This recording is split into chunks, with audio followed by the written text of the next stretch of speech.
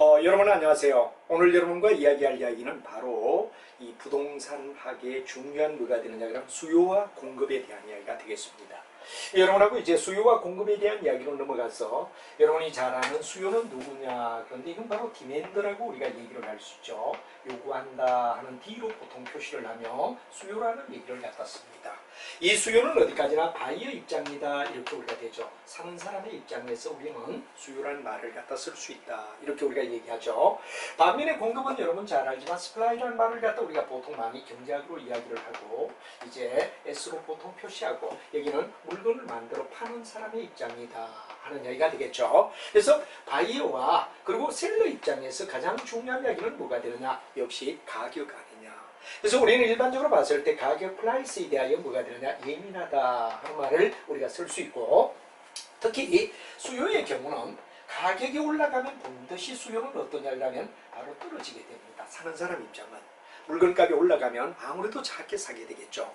반면에 수요가 의해되는 가격이 떨어지면 수요는 높아진다. 그렇기 때문에 역방향, 한마디로 반대 방향으로 흘러간다. 수요의 양과 가격은 반대 방향으로 흐른다. 이래서 역방향이라는 말을 갖다 우리가 쓸 수 있다 하는 말이 되고, 이런 역방향이 되다 보니까 수치를 논할 때 우리가 특히 탄력성을 얘기할 때는 뭐가 되느냐, 마이너스를 넣는다. 왜? 하나가 늘어나면 하나는 줄기 때문에 마이너스를 갖다 표시할 수는 없고, 탄력성이란 말을 절대 마이너스를 넣어서는 안 되기 때문에 마이너스를 넣든지, 아니면 여러분 잘 아는 절대값의 기호로서 절대값으로 나타내는 경우 두 가지가 있다 그러는 특색도 알아두는 게 좋겠다 이거죠. 그러나 우리가 일반적으로 봤을 때 여기에 셀러 입장은 뭐가 되느냐, 가격이 올라가면 자연히 뭐가 되느냐, 공급이 늘어납니다. 아무래도 가격이 높아지면 많이 팔겠다 이런 의욕적이 되죠. 반면에 가격이 떨어지게 되면 수요는 줄게 된다, 공급은 줄게 된다. 이 얘기는 바로 뭐냐, 그냥 같은 방향, 한마디로 말해서 순방향이라는 말을 갖다 쓸 수 있죠. 같은 방향으로 흘러가기 때문에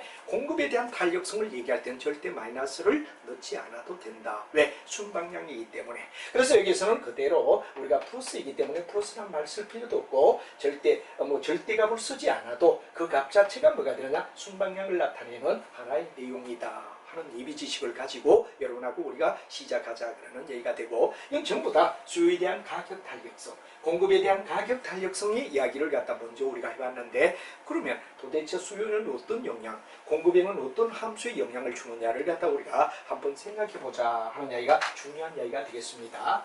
그럼 여러분들 이런 예비 지식을 가지고 이제 수요는 어떤 거, 공급은 어떤가 하는 이야기를 갖다 우리는 한번 살펴볼 필요가 있다 하는 이야기가 되겠죠. 수요는 어떻고 공급은 어떤가 하는 이야기를 살펴볼 필요가 있다는 얘기가 되겠습니다. 그래서 여러분과 함께 한번 살펴보는 방향으로 가면, 일반적으로 봤을 때 뭐가 되느냐, 수요 함수라고 얘기하는 이야기부터 우리가 살펴보자 이거죠. 수요 예를 들어서 QX다 그런 얘기는 XJY에 뭐가 되느냐, 바로 수량 퀄리, 일종의 수량은 이런 말이 되겠죠. 어떤 영향을 받느냐, 일단 PX, XJY의 가격, 바로 수요에 대한 가격에 대한 탄력성이다. 그렇기 때문에 일단 수요라는 주제는 뭐죠? 수요입니다.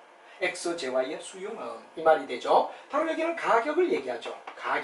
가격에 대한 탄력성이다 하는 말을 우리는 얘기하고, 아까도 얘기했지만 수요와 가격은 바로 양으로 얘기할 때는 역방향, 마이너스를 붙여주든지 절대값을 넣는 이유가 바로 여기다 이렇게 우리가 얘기하겠죠. 그 다음에 우리가 일반적으로 봤을 때 소득이 어느 정도 되느냐 하는 이야기는 바로 우리가 수요에 영향을 주는 내용이 되죠. 만약에 소득이 늘어나느냐 주느냐, 이건 바로 수요에 대한 뭐가 되느냐, 그럼 소득이라고 얘기를 할 수 있죠. 소득에 대한 뭐가 되느냐, 탄력성이다 이렇게 우리가 얘기를 할 겁니다. 그죠? 그 이후에 이제 우리가 봤을 때 뭐가 되느냐, 다른 재화의 가격, 바로 일종의 YJ, XJ인데 여기는 YJ란 말이야. YJ 가격이 XJ와 영향을 주는데 서로가 대체제 관계냐. 예를 들어 우리가 봤을 때 소고기 있다면 돼지고기는 대체제 관계라고 우리가 말할 수 있죠. 그 배에 대한 뭐가 되느냐, 설탕은 뭐가 되느냐, 보완제 관계가 되겠죠. 보완제 관계가 되겠죠. 그래서 이제 이런 이야기를 갖다 우리는 일반적으로 어떤 관계 이야기가 되느냐 할 때를 바로 수요의 교차 탄력성이라는 말을 갖다 씁니다. 교차 탄력성이다. 서로 소위 열등제냐, 우수제냐, 아니면 보완제냐, 아니면 뭐가 되느냐 그러면 뭐 독립제냐, 여기에 따라 영향을 받을 때 우리가 교차라는 말, 서로의 상관관계, 교차관계에 의하여 탄력을 받는 이야기를 얘기하더라. 그래서 통상 수요를 얘기할 때 수요에 가장 많이 적용되는 이야기는 가격, 그 재화의 가격, 수요의 가격 탄력성이다. 근데 수요와 가격은 항상 역방향이기 때문에 탄력성 얘기할 때 마이너스를 붙인다 하는 거 알아두고, 반면에 공급은 순방향이기 때문에 마이너스가 아니라 플러스의 관계가 된다 하는 것도 참고로 알아두고, 그 다음에 가격에 대한 탄력성, 소득에 대한 탄력성이 된데, 이거는 다른 재화와의 교차, 소위 교차라는 말은 대체제냐, 보완제냐, 독립제냐, 여기에 따라 우리가 영향을 할 때 우리가 교차라는 말을 쓸 수 있다 하는 이야기로, 바로 수요에 대한 함수를 우리가 먼저 살펴봤다 이거죠. 그럼 이번에는 공급에 대한 함수를 갖다 우리가 생각할 때 어떤 문제가 있느냐를 살펴보자 하는 이야기를 우리 책 속에서도 보도록 하죠. 자, 그럼 여러분들 잘 알지만 X제와의 바로 공급의 양은, 이 말이 되면 QX라고 얘기를 하겠죠. 공급이 됩니다. 그 얘기를 우리가 봤을 때 어떤 영향을 갖다 우리가 받겠느냐, 그런 얘기가 되는데, 바로 가장 중요한 관계가 뭐가 되느냐, 그럼 바로 여러분과 이야기를 하지만 함수다. F란 말은 펑션을 얘기합니다. 이 펑션은 수학적으로 볼 때 뭐가 되느냐, 그럼 바로 연관이 있다, 관련성이 있다, 비례적이다, 이렇게 서로가 연결이 된다 그럴 때 펑션이라고 얘기하며 함수라고 얘기를 하죠. 함수의 관계다, 이런 말이 됩니다. 여기는 역시 뭐가 되느냐, PX, XJ이 뭐가 되느냐, 가격. 이때는 아까 순방향이 되기 때문에 우리가 플러스이다, 이런 말을 했죠. 그 다음에 또 우리가 영향을 주는 게 뭐냐, 기술 수준입니다.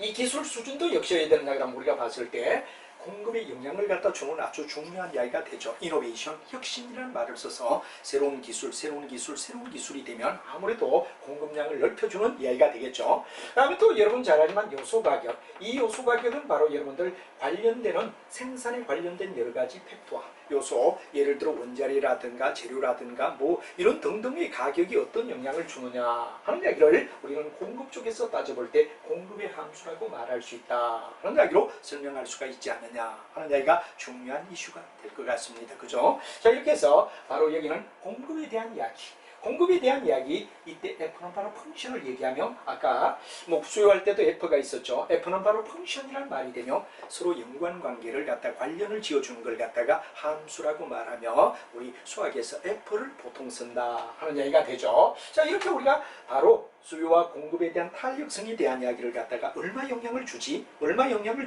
하는 이야기를 갖다가 얘기한다 그런 이야기를 알아두고, 이제 뒤쪽으로 넘어가서 꼼꼼히 우리가 한번 살펴보도록 하죠. 자, 맨 먼저 가장 중요한 게 수요에 대한 가격 탄력성이다, 이런 말을 우리가 썼죠. 바로 이 이야기는 뭐가 되느냐, 가격의 변화에 대하여 얼마나 수요가 영향을 받을까. 한마디로 말하면 가격의 변동에 따른 굉장히 중요한 이야기는 수요량의 반응은 어떨까. 아까도 얘기했지만 가격의 변동에 대하여 수요는 얼마나 영향을 받을까 하는 그 지표를 우리는 얘기한다 하는 말을 우리가 쓰죠. 그래서 여러분이 잘 알지만 가격의 변동에 대하여 수요가 어느 정도 영향을 받죠. 근데 거의 대다수가 수요의 입장에서는 역방향이라고 하는 이야기, 이 두 가지가 역방향이기 때문에 마이너스나 절대값을 넣고 우리가 따진다 하는 이야기를 여러분들이 꼭 기억을 해둘 필요가 있겠습니다. 그러면 수요에 대한 가격 탄력성을 얘기하라 그럴 때 우리가 봤을 때 수요에 대한 가격의 탄력성, 이럴 때는 바로 분모는 뭐가 되느냐, 마이너스가 왜 들어가죠? 아까 얘기했지만 반드시 우리는 마이너스 역방향이기 때문에 마이너스가 된다. 그러나 공급의 경우는 오히려 가격이 높아지면 공급량이 늘어날 거고, 가격이 떨어지면 공급량이 준다는 게 정상이기 때문에 이거는 순방향이어서 굳이 마이너스를 넣지 않아도 되지만, 바로 수요에서는 역방향으로 가기 때문이다 하는 것도 여러분이 꼭 알아두시기 바랍니다. 그러면 가격의 변화율 분해 수요량의 변화율, 아주 중요한 이야기야. 수요량, 수요, 앞에서도 얘기했죠. 우리가 한 곡선 속에서 수요와 공급이 있다 이럴 때, 수요의 공급 속에서 우리가 수요 공급이다 이럴 때, 이 하나의 곡선 속에서 이동의 변화를 갖다 얘기할 때는 바로 여러분이 잘 아는 수요량의 변화라고 얘기하죠. 그러나 곡선 자체의 변동을 갖다 나타내는, 곡선 자체의 변동을 나타내는 뭐가 되느냐, 바로 우리가 봤을 때 수요 또는 공급의 변화라고 얘기하죠. 양자를 뺍니다. 그래서 반드시 하나의 뭐가 되느냐, 곡선 속에서 우리가 예를 들어 스플라인 곡선이 있다 이럴 때 곡선 속에서 어디 되느냐, 이동하는 이야기를 갖다 우리가 얘기하는 거지. 이 곡선 자체 이동은 수요 변화라고 얘기한다 하는 것도 참고로, 이는 수요 변화가 됩니다. 수요 변화. 바로 1에서 2로 가는 거. 곡선 자체 이동은 수요 변화가 되죠. 그러나 1곡선 속에서 예를 들어서 A의 점에서 B의 점으로 이동한다, 또는 B에서 A로 이동한다, 하나의 곡선 속에서 이동을 갖다 나타낼 때 이건 수요량의 변화라고 불러준다 하는 이야기도 참고로 여러분이 알아두시면 좋겠다 하는 이야기로 설명을 드리겠습니다.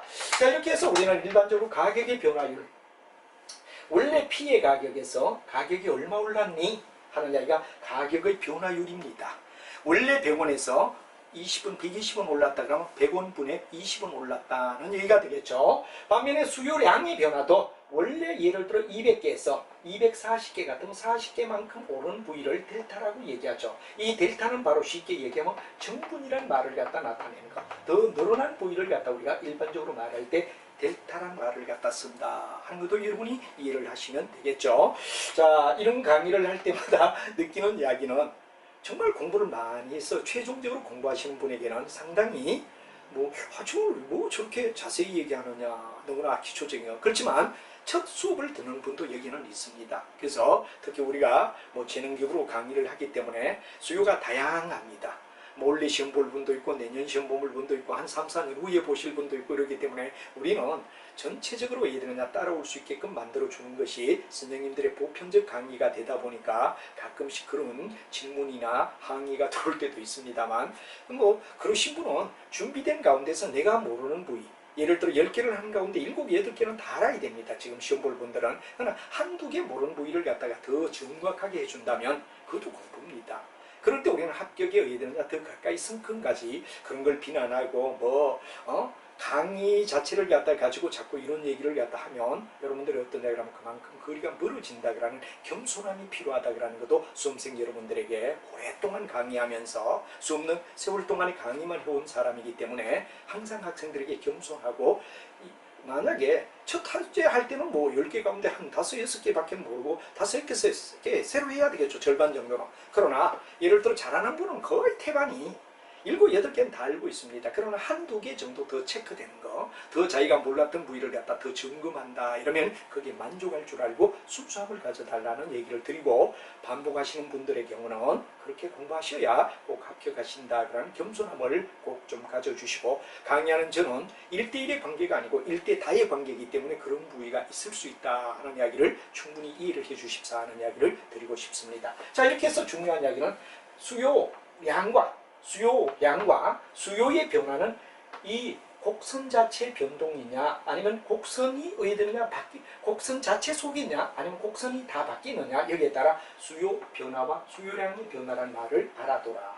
그리고 수식으로 얘기하면 P 원래 가격에 얼마만큼 가격 변동이 있죠. 원래 수요의 변화가 얼마가 정분이 되죠 하는 정분을 나타내는 걸 델타라고 얘기한다 하는 말이 되죠. 자, 부에 관계없이 가격에 대한 변동의 수요량 반응 정도를 말한다. 이 가격의 변동의 수요량인데, 예를 들어서 우리가 잘 알지만 공급의 경우는 같은 방향이니까 굳이 고민할 필요가 없습니다. 가격이 높아지면 자연적 어디느냐 공급이 늘어나죠. 가격이 떨어지면 자연적 공급은 줄죠. 그러나 수요에 대한 이야기는 반대가 되죠. 가격이 올라가면 수요가 줄게 되고, 가격이 낮아지면 수요 늘어나니까 역방향이라서 바로 우리가 마이너스를 갖다 붙여줘야 된다. 왜? 역방향이기 때문에. 아니면 절대값으로 표현한다 하는 말을 거듭 여러분에게 설명을 드리며, 물론 알고 있겠지만 또 처음 하시는 분들은 이런 부위를 꼭 이해를 하시며 따라와 주십사 하는 이야기를 드리겠습니다. 자, 그럼 이제 우리가 탄력성의 정도에 대한 정의를 우리가 내렸고, 탄력에 대하여 어떤 문제를 가질 수 있느냐 하는 이야기를 앞과 연관을 지니며 우리가 같이 한번 보도록 하죠. 자, 우리가 일반적으로 봤을 때 수요에 대한 뭐가 되느냐 그럼 탄력성의 종류를 갖다 우리가 얘기한다. 그런데 가만히 보면 수요에 대한 탄력성 정도를 갖다 우리가 그림으로 우리가 한번 이렇게 볼 때 가장 중요한 이야기가 뭐가 되느냐 그런 얘기가 되는데, 물론 그림을 갖다가 옆에 그리고 이러는데 우리는 옆쪽에 요게 그릴 그림을 이쪽에다 한번 같이 우리가 생각하며 넘어가자 이런 얘기가 되죠. 가장 우선해야 될 이야기는 뭐가 되느냐 그러면 완전 탄력이란 말의 뜻이 뭐지? 그리고 우리가 완전 비탄력이 뭐지? 그리고 이제 완전 탄력이 뭐지? 순번을 1, 2, 3, 4로 우리가 놓고 1, 2, 3, 4로 놓고 여기에다 그림을 갖다 연관을 지으며 우리가 생각해보자 이거죠. 그래서 예를 들어 가장 먼저 나오는 얘기가 뭐가 되느냐, 가격에 대하여 전혀 변화가 없다. 이게 가격선이란 말이야. 여기가 뭐가 되느냐? 수량을 나타낸 Q의 선이다 이거죠. 이런데 왜 되느냐? 그럼 전혀 여기에 영향을 받지 않는다. 그러니까 이렇게 바로 여러분 잘 아는 뭐가 되느냐? 그러면 하나의 선. 이 선을 갖다 얘기하는 게 뭐가 되죠? 일본 이야기를 갖다 우리가 얘기할 때 바로 가격의 변화에 대해서 수요량의 변화는 전혀 영향을 받지 않는다. 가격이 올라가든 내려가든 정해진 Q의 가격을 결정한다. 1번이 되는 겁니다. 그래서 1번을 갖다 우리가 만약에 예를 든다면 1번은 바로 아까도 만지만 완전 비탄력적이다 하는 말을 요걸 꼭 기억해 주시기 바랍니다. 또 반대로 5번으로 내려서 완전 탄력은 어떻죠? 하는 이야기가 되는데 이 완전 탄력은 바로 5번처럼 가격에 대하여 왜 되느냐 그러면 완전히 왜 되느냐 그러면 바로 우리가 봤을 때 약간의 변화에 대해도 무한대의 수의 변화를 나타낸다 하는 1번과 5번을 먼저 결정을 지어줘라 하는 이야기가 중요한 이야기가 되죠. 1번은 바로 여러분이 잘 알지만 뭐가 되느냐 하나의 바로 가격의 변동에 대하여 수요는 딱 정해져 있어요. 그러나 여기는 어떠냐면 가격에 대하여 민감한 반응을 갖다 보인다. 물론 이걸 갖다 약간씩 이렇게 표현이 될 수 있어야 되는데 이렇게 옆으로 수평으로 갈 때 무한대라고 우리가 말할 수 있죠. 다음에 이제 우리가 중요한 이야기는 뭐냐 그러면 다른 여기는 바로 단위 탄력이라고 하는 이야기를 세 번째로 우리가 보는데 여기 뭐가 되느냐 그러면 기준상 3번으로 놓자. 여기 바로 기준선 45도를 얘기한다. 45도를 나타내는 이야기. 여기 뭐냐 그러면 세 번째 이야기가 되고 기울기는 왜 되느냐 45도를 갖다 나타내가 바로 왜 됩니까 수요량의 변화와 가격의 변화율을 갖다가 변화율이 왜 되느냐 똑같기 때문에 기울기로 나타낸다면 바로 직선에서 45도를 나타내는 중간선을 얘기하는 이야기다. 이렇게 우리가 되겠죠. 자, 그 다음에 이제 우리가 본다면 그 사이에 요 들어가느냐 여기는 무한대가 되고 여기 1이란 말이야. 요 사이는 뭐가 되느냐 무한대와 1이다 그럴 때 무한대와 1 사이는 뭐가 되느냐 그런 얘기가 되고 다음에 또 왜 됩니까 요거보다도 오히려 45도보다도 더 얘되느냐 가파라진다. 45도라면 45도보다 더 가파라진다. 45도보다는 더 작다. 이 45도를 기준점으로 우리가 잡아주면 되죠. 이보다도 크냐 적으냐 그런데 우리가 만약에 더 크다 이럴 때는 어디 되죠? 1보다 더 크다 이럴 때는 이건 4번이 돼야 되겠네요. 4번이다 이렇게 되고 그 다음에 우리가 봤을 때 뭐가 됩니까? 2번이 되는 건 2번은 0과 1 사이니까 0과 1은 여기를 얘기하는 이야기다. 그래서 기울기 45도선을 갖다 우리는 반드시 잡아주며 이게 뭐가 되느냐 그럼 45도 기울기를 나타내는 3번이다 이렇게 되죠.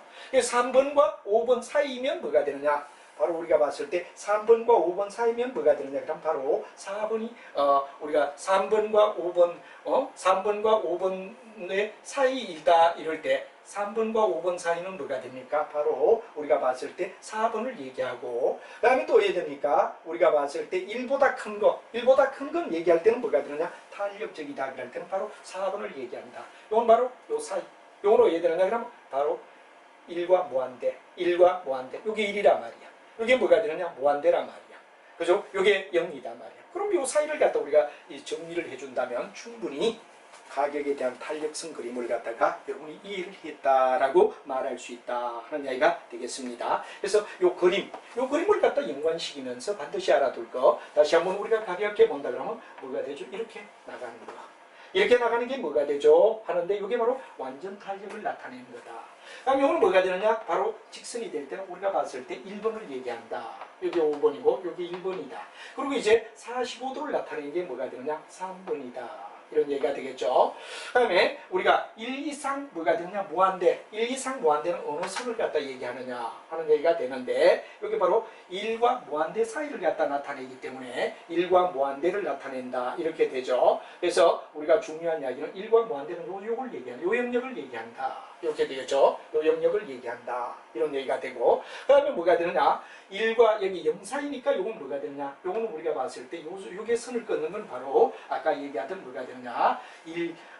0과 1 사이 0과 1 사이를 갖다 얘기하는 이야기는 요점이다 하는 이야기로 얘기를 갖다 해서 4번이 요게 들어간다. 여기 여러분이 중요한 이야기는 바로 3번의 직선식 사이냐 아니면 이건 바로 뭐가 됩니까? 1보다 크고 무한대보다 작은 거. 이건 왜 되죠? 그렇죠. 1보다 작고 그 다음에 뭐가 되느냐? 우리가 봤을 때 0에 가까운 내용을 갖다 얘기하는 이야기다. 0이다 이런 얘기가 되죠. 0이다 이렇게 됩니다. 요게 뭐한데? 요 0. 요걸 갖다 알아두며 정리를 해준다면 처음 하시는 분이라도 얼마든지 기준점 바로 이거 그리고 45도 그 사이냐 그보다 작은 사이냐 0과 1 사이냐 그 다음에 1과 무한대 사이냐 요걸 가지고 우리가 얘기를 해준다면 충분히 이해가 되리라 생각하며 여러분들 그림까지 이해를 해달라는 얘기를 드리고 싶다는 얘기로 설명을 드리겠습니다. 자, 그러면 여러분들 그림을 갖다 앞에 탄력성 구분과 그림을 연관해서 반드시 알아둘 거 5번, 1번, 그리고 45도 선, 그리고 1과 무한대 사이 2번이죠. 1과 무한대 사이. 그 다음에 1과 0 사이 4번을 얘기하는 이야기다 하는 걸 갖다 그림으로 여러분이 이해를 해주는 게 중요하다는 이야기를 다시 한번 얘기를 하고, 그 다음에 이 수요에 대한 가격들을 갖다 결정짓는 이야기. 그래서 앞에 잠깐 얘기한다면 이 그림을 이렇게 그려야 되는데 우리가 같이 연결했습니다만, 자, 수요의 탄력성 기울기가 자꾸 완만하고 비탄력적일수록 기울기는 급하다 하는 이야기. 바로 이게 기울기가 급한 거죠. 기울기가 급한 거죠. 기울기가 여기는 오히려 완만한 거죠. 그래서 우리가 일반적으로 알아둬야 될 때는 바로 탄력적일 때 기울기는 작고 비탄력적일수록 어디느냐 기울기는 어떠냐 하면 급하다 하는 이야기, 급하다 하는 이야기를 우리가 생각을 해줘야 됩니다. 그래서 우리가 일반적으로 이 기울기가 어떻죠? 많이 흐트러졌고 이건 기울기가 어떻습니까? 작아지는 기울기의 폭이죠. 이 점을 갖다 이해를 하며 앞에 배웠던 내용 반드시 알아둬야 될 건 95도 1과 무한대 사이 2번입니다. 1과 0 사이 4번입니다. 이것만 여러분이 이해를 하면 이 말의 뜻도 이해가 충분히 되리라 생각합니다. 자, 그 다음에 이제 우리가 중요한 이야기는 뭐가 되느냐 그런 얘기가 되는데, 자, 여러분들 알아두셔야 될 이야기 속에서 바로 수요 가격의 탄력성 결정은 뭐냐 하는데, 대체제 유무와 다수가 있다. 자, 여러분들 대체제가 많을수록 탄력적이다. 왜? 바꿔 탈 수 있는 기회가 많기 때문에. 예를 들어 X제의 대체제가 여러 개가 있다 그러면 가격의 변화에 대하여 민감하게 딴 쪽으로 이동할 가능성이 높다. 그래 대체제가 많을수록 우리는 탄력적이라는 말을 쓸 수 있지 않느냐 이거죠. 자, 전체 부동산의 수요가 비탄력적인 경우라도 부동산의 종류별로 나누면 이건 더 탄력적이 된다 하는 말이 되죠. 세분화될수록 동질적으로 탄력성은 크다 하는 말이 됩니다. 그래서 여러분들이 만약에 본다면 대체로 주거용 부동산은 다른 부동산보다 더 탄력적이다. 왜? 누구나 가져야 되기 때문에. 주택에 대해서는 굉장히 의외되죠. 일반 대지보다는 훨씬 더 의외되느냐 그러면 누구나 필요로 하는 무기이기 때문에 더 탄력적이다 하는 말을 쓸 수 있어요. 또 주거용 부동산을 갖다 우리가 영역별로 나누는 거, 단독이냐, 그 다음에 아파트냐, 아니면 콘도미니엄이냐 등으로 나누면 그 다음에 수요의 전체 주거용 부동산에 비해서 훨씬 더 탄력적이다. 그렇죠? 단독에 들어가 단독끼리, 아파트끼리, 그 다음에 뭐냐 콘도까지 이렇게 세분화돼서 또 우리가 따져준다면 더 탄력적이다 이런 말이 되죠. 그 다음에 상품의 가격이 가계 소득과 이되느냐 차지하는 비중이 클수록 탄력적이다. 그렇죠? 이제 가계 소득에 차지하는 소득, 일종의 소득에 대한 부위가 될 때는 더 탄력적이다. 다음에 생활에 있어서 중요한 거는 생필품은 탄력성이 어떠냐 그러면 작다. 그러나 사치품은 어떠냐 그러면 탄력성이 크다. 다음에 용도가 어떠냐 그러면 우리가 봤을 때 다양한 데 따라 용도가 다양할수록 탄력적이다 이런 말이 되죠. 그리고 기간이 길수록 더 뭐냐 탄력적이다. 왜? 기간이 짧다면 바로 대응할 조치가 없기 때문에 그런 이야기다. 그래서 그게 바로 수요에 대한 가격 탄력성 결정 요인 5가지를 우리가 적어놨는데 그걸 또박또박 우리가 정리를 해보자 이거죠. 다시 한번 얘기하면 바로 대체제가 많으냐 적으냐에 따라 우리가 달라진다는 얘기가 첫 번째 이야기였죠. 대체제가 많을수록 어떠냐 바꿔 소위 이완될 가능성, 서로 뭐 A에서 B로, B에서 C로, C에서 D로 이렇게 이동될 가능성이 크기 때문에 더 탄력성이 크다는 얘기가 됩니다. 그래서 우리가 전체 부동산이 비탄력이라 하더라도 부동산의 종류별로 만약 구분한다면 나눈다면 세분화되고 동질적이면 더 탄력적이다. 세분화란 말은 뭐 부동산을 갖다가 영역별로 이렇게 더 쪼갠다 이거죠. 쪼개는 게 바로 그러면 세분화된다 이거죠. 더 세분화되고 동질적일수록 탄력은 더 크다 하는 말이 되고요. 대체로 주거용 부동산은 다른 부동산보다는 더 탄력적이다. 왜? 사람들이 필수 불가결하게 의해됩니까? 가져야 되기 때문에 그런 문제가 된다 이거죠. 그래서 주거 부동산을 다시 단독이냐 아니면 아파트냐 콘도미니엄이냐 그럼 이제 여러분들 잘 알지만 뭐가 됩니까? 영역별로 나누었을 때는 바로 일반적으로 그냥 전체 주거용보다는 더 탄력적이다. 아까 제가 그랬죠. 세분화되고 동질적일수록 더 탄력적이다. 이런 얘기가 됩니다. 그 다음에 이제 가계소득이 차지하는 비중이 바로 클수록 탄력이 더 크다. 그렇죠? 그래서 이제 예를 들어 집을 살 때는 뭐 몇 억 단위, 억 단위, 요즘 같은 거의 뭐 기본이 얼마 이런데 억 단위로 막 돌아가죠. 이럴 때 굉장히 탄력이 큰 거다. 그래서 가계소득이 차지하는 비용이 크기 때문에 탄력적이다. 그 다음에 상품의 일상에 있어서 중요한 것은 생필품은 탄력은 적다. 왜?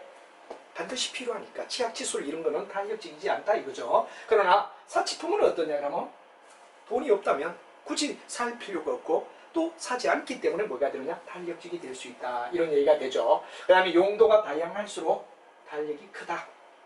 그 다음에 기간이 길수록 이동의 변수를 가질 수 있다. 그래서 이제 여기서 굉장히 중요한 거는 바로 변화를 취할 수 있는 뭐가 되느냐 그러면 시간이 길면 아무래도 탄력적이죠. 많이 변동이 일어난다. 많은 변동이 일어난다 그러는 내용 자체가 델타가 탄력을 나타내는 얘기가 아니겠어요? 바로 정분 또는 간분 이런 이야기를 갖다 우리는 탄력이라고 말하기 때문에 이런 내용이 특징이다 하는 이야기도 여러분들이 이해를 해주시면 되겠다 하는 이야기가 되고, 수치로 이런 이야기를 말로 된 이야기를 갖다 수치로 우리가 얘기하면 어떻게 되느냐 하는 이야기를 한번 예를 들어보며 우리 교재에 있는 이야기와 같이 한번 생각을 해보자 이런 얘기가 되겠죠. 자, 예를 들어서 사무실의 임대료가 9만 원에서 11만 원으로 상승했다.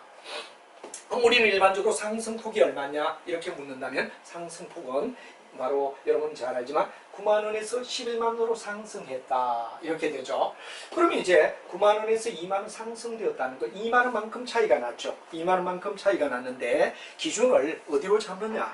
예를 들어서 우리가 봤을 때 변화가 있기 전이냐 변화 후냐 이야기가 중요하죠. 변화 전이냐 변화 후냐 아니면 두 가지를 갖다 단 중간 상태냐를 가지고 우리가 이제 숫자를 가지고 따지는 방법 같이 한번 생각해 보죠. 자, 그러면 여러분 잘 알지만 임대료가 9만 원에서 11만 원이 되었다. 그러면 2만 원만큼 뭐가 되느냐 올라갔다 이런 얘기가 되겠죠. 그럼 원래 여기서 중요한 이야기는 탄력도를 구하는데 굉장히 중요한 거는 원래는 9만 원이었다. 그럼 2만 원 올라갔다 이렇게 되겠죠. 2만 원 올라갔다. 그럴 때 사무실의 수요량이 바로 108제곱미터에서 92m로 감소되었다. 이렇게 되죠. 그럼 원래 108인데 108에서 어떻게 됐나 92를 갖다 빼게 되면 16만큼 줄었다는 얘기가 되겠죠. 그래서 수요에 대한 가격의 탄력성을 구하라. 그럴 때는 원래 9만 원인데 2만 원만큼 늘어났다는 얘기가 되겠죠. 가격이 올라갔다. 그러다 보니까 뭐가 되느냐 수요에서 수요량이 줄 수밖에 없죠. 주는데 원래 108이었는데 92가 되니까 16만큼 줄었다는 얘기가 되겠죠. 그래서 여기는 계산을 하게 되면 0.67이라는 수가 나오는데 이게 바로 뭐가 되느냐 바로 수요 가격 탄력성을 나타내는 구가탄력점 속에서 바로 여기는 아까도 말했지만 변화 전의 가격 이 기준을 갖다 뭐를 갖다 접목을 하면 변화 전의 기준 변화 전의 기준을 잡으면 이렇게 우리가 구한다. 그래 기준이 뭐가 되죠? 9만 원. 그럼 여기도 어디에 되느냐? 108. 그리고 9만 원에서 11만 원 됐기 때문에 9만 원 분의 2만 원 오른 부위. 여기는 어디에 되느냐? 108에서 92로 준 부위를 갖다 우리가 얘기했는데 이거는 변화 전을 기준점 잡았다는 거. 이것도 아주 조심해야 됩니다. 만약에 똑같은 문제지만 변화 후를 갖다 우리가 잡는다 그럴 때는 변화 후가 되면 내용은 달라지겠죠. 변화 후가 된다. 그럴 땐 또 계산이 어디에 되느냐 그러면 기준이 바로 9가 아니라 11이 되는 겁니다. 108이 아니라 92가 되는 겁니다. 그래서 우리가 같이 한번 풀어놓은 내용을 갖다 가만히 본다면 만약에 변화 후를 우리가 생각해보자. 아까 변화 전은 9만 원, 그 다음에 뭐가 되느냐 108이 기준이었다. 그럼 여기는 변화 후를 나타내기 때문에 11만 원. 변화 후에 11만 원이란 말이야. 얼마 줄어서 9에서 11이 됐으니까 역시 여기에 준 부위는 2만 원만큼 어디 됩니까? 바로 변화가 있는 거죠. 그다음에 아까 108이었는데 92가 되고 역시 16이 된다. 여기는 얼마냐? 그럼 뭐라고? 변화 후를 기준 잡을 때는 기준이 달라지기 때문에 0.96이 변화가 있다는 수요에 대한 가격 탄력성을 변화 후로 얘기하라. 그럴 때 변화된 후에 가격의 변동, 원래 변화 후의 가격의 변동폭, 그 다음에 어떻게 됩니까? 여기도 이제 변화 후의 수요에다가 뭐가 되냐? 변화의 폭. 이걸 갖다 나타내는 걸 갖다 우리가 얘기가 변화 후, 변화 전 이걸 갖다 여러분 분명히 알아야 된다 그러는 이야기가 아주 중요한 이야기가 되죠. 그리고 이걸 갖다 이제 아까 얘기했지만 이거 내용을 갖다 우리가 봤을 때 이 두 가지의 이야기를 즉 변화 전이냐 변화 전의 이야기냐 또 아니면 뭐가 되느냐 변화 후를 얘기하느냐 이 두 가지가 다르다 그런 이야기는 충분히 여러분이 무슨 말인가 하는 이야기도 이해가 될 겁니다. 그렇다면 이렇게 된 내용을 가지고 우리가 만약에 예를 든다 그러면 만약에 이 두 가지 변화 전과 변화 후를 갖다 우리가 예되는데 그럼 변화 후를 갖다 우리는 둘 더하여 바로 2등분하라. 변화 후를 얘기해서 2등분하자 하는 이야기가 뭐가 되느냐 그럼 바로 여러분 중요한 이야기 세 번째 이야기인 중간 가격 기준이다. 즉 변화 전과 변화 후를 갖다가 우리가 반영해서 2로 나누어 가자 이런 얘기가 되죠. 그럼 아까도 얘기했지만 변화 전의 가격이 얼마였죠? 9만 원이었어요. 변화 후의 가격이 얼마였죠? 11만 원이었어. 이 둘을 더하여 2로 나누어라 하는 얘기가 되고 그게 대하여 2만 원 변화. 그 다음에 92에서 108로 갔죠. 그럼 92와 108을 둘 더하여 2로 나누어라. 그리고 변화의 폭은 16이었죠. 이걸 넣으면 0.8이 된다. 그래서 중간 가격을 기준으로 잡을 때의 변화를 갖다 우리가 얘기할 수 있다 하는 이야기로 설명을 갖다 할 수 있죠. 그래서 수요에 대한 가격 탄력성을 우리는 몇 가지 각도로 세 가지 각도로 우리가 생각하는 거 이것도 역시 계산하는 내용은 반드시 이해를 해주자. 그래서 수요에 대한 그냥 단순한 뭐가 되느냐 하면 변화전은 넣어야 되죠. 9만 원, 108만 원 기준점. 그리고 변화의 폭. 그죠? 그럼 다음 이야기는 뭐가 되느냐? 변화 후를 얘기하면 변화된 후에 11만 원, 92를 기준점 잡으면 변화폭을 놔라. 이런 얘기가 되고. 그다음에 이제 만약에 두 가지를 중간점으로 하라 그러면 9만 원과 11만 원 더한데 2. 변화폭은 역시 2만 원이 되고 92와 108을 갖다 둘 다여 2로 나누되 어떻게 됐냐? 기준 변화는 16. 이래 됐을 때 0.8이 되어서 중간 가격을 기준점으로 잡을 수도 있노라 하는 이야기를 여러분이 이해를 하시면 충분히 무슨 말인가 이해가 되리라 생각합니다. 그죠? 이렇게 해서 별거 아니지만 이제 처음 하시는 분도 있기 때문에 공부를 하시던 분들은 그냥 마지막으로 세 가지 기준 이런 것들이 자율적으로 정립이 되어서 이해가 되시라 하는 이야기를 갖다 드리고 싶습니다.